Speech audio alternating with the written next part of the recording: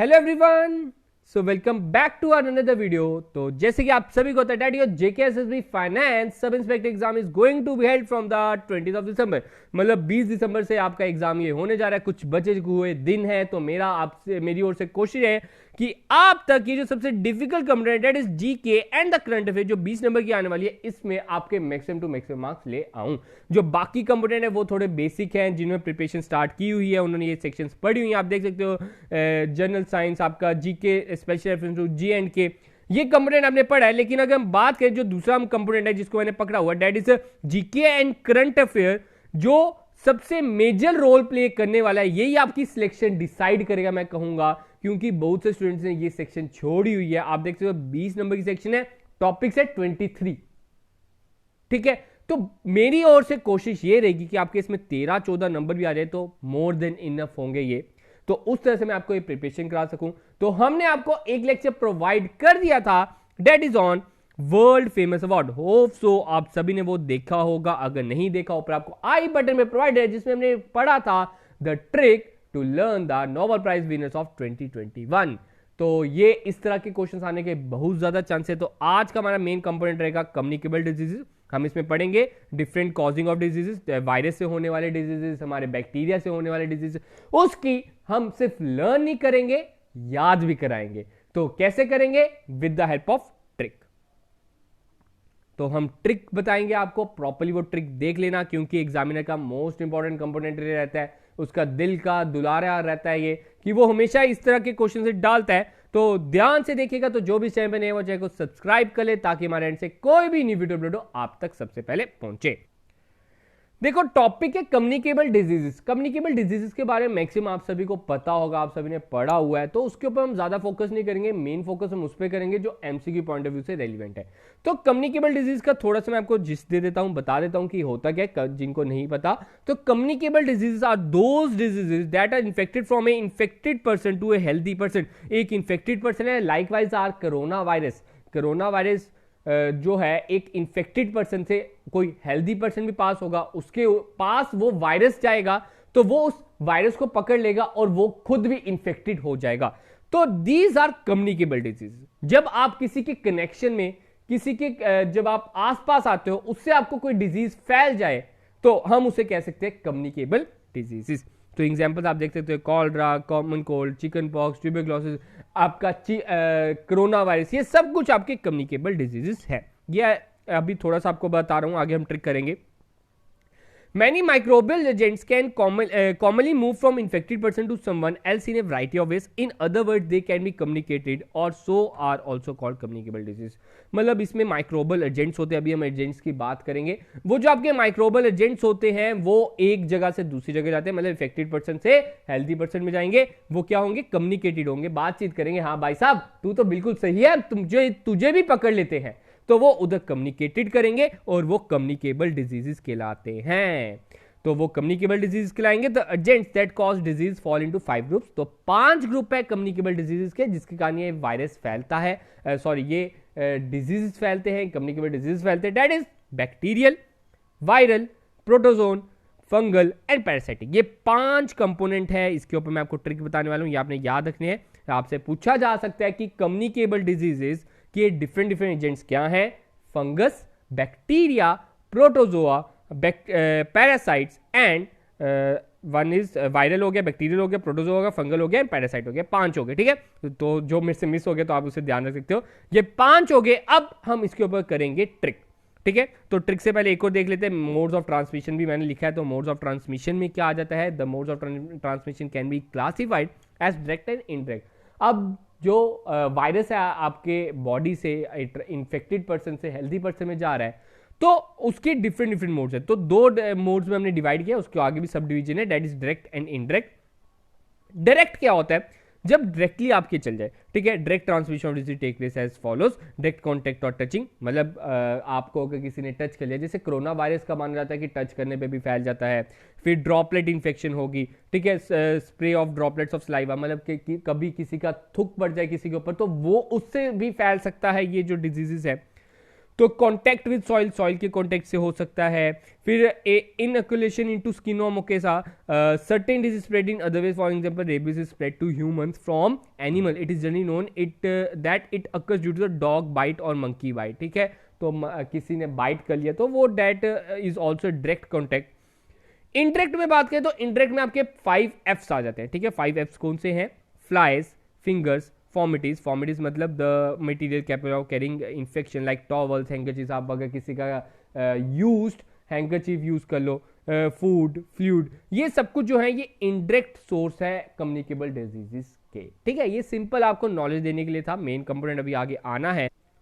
Hope so जितना मैंने अभी आपको बताया वो सब कुछ क्लियर होगा, तो तभी आगे बढ़ने का फायदा है। तो चलो आगे बढ़ते हैं, बात करते हैं trick for diseases caused by virus, virus के कारण होने वाले डिजीजेस।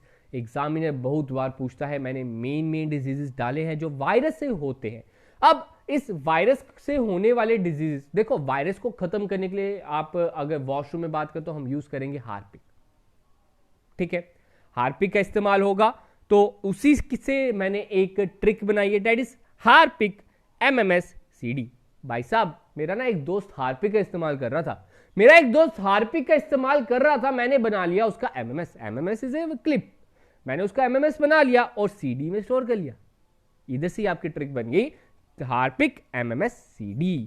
तो हार्पिक से आपका हो जाएगा हेपेटाइटिस, ए से एड्स, आर से रेबिस, पी से polio, influenza, chicken pox, Harpic हो गया। हार्पिक के बाद MMS, एम से हो गया मम्स, मिजल्स, स्मॉल पॉक्स, सी से हो गया chicken pox and the D is stand for dengue. देखो ये जो ट्रिक थी आपको अभी लगी होगी, थोड़ी सी मुश्किल लगी होगी, लेकिन ध्यान से सुनिएगा, आपको जब उधर एग्जाम में क्वेश्चन आएगा ना, आपसे पूछा जाएगा सर बताइए dengue is your which agent, कौन से एजेंट से फैलता है? वायरस से फैलता है, बैक्टीरिया से फैलता है, प्रोटोजोआ से फैलता है। तो आप अपने आप से याद करोगे, आप साइड पे लिख लेना हार्पिक MMS-CD। डी किस में आया?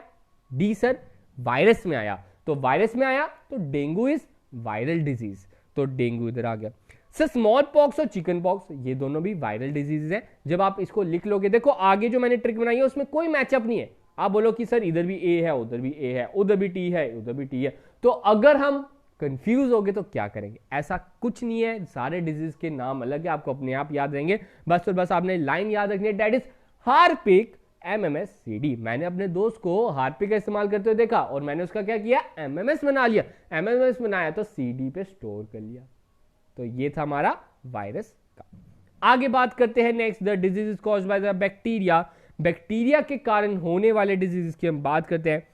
तो इसमें क्या हुआ? कोरोना वायरस बहुत फैल रहा है, हाँ जी सर बहुत ज्यादा फैल रहा है, तो मास्क अप इंडिया, मास्क पहन लीजिए। फिर से थोड़ा सा कोरोना के केसेस बढ़ रहे हैं, तो एक मेरी ओर से सजेशन है कि कोरोना से बच के रहिए, घर पे बैठ के पढ़िए, ध्यान से पढ़िए, नोट्स बनाते रहिए। तो क्या होता है, डियर डॉक्टर, मैं गया डॉक्टर के पास, मैं बड़ा कहूं कि प्रिकॉशनली बंदा हूं, किसी पे ऐसे आसानी से विश्वास नहीं करने वाला हूं। तो मैंने क्या किया, डियर डॉक्टर साहब please take and wear 2 PPE kits. मैंने उनको बोला सर मुझे बड़ा डर लगता है, आप क्या कीजिए, मुझे अगर चेक करना चाहते हो तो 2 PPE किट्स पहन लो, 2 PPE किट्स पहन लो, आप भी सेफ रहोगे, मैं भी सेफ रहूंगा, क्योंकि आपने बहुत ज्यादा पेशेंट्स को देखा हुआ है, ठीक है। तो इधर से ये हो गया डियर डॉक्टर, ठीक है, डी से क्या हो गया, डियर डॉक्टर प्लीज टेक, देखो and is a symbol, symbol को भूल जाओ, वेयर 2 PPE किट्स।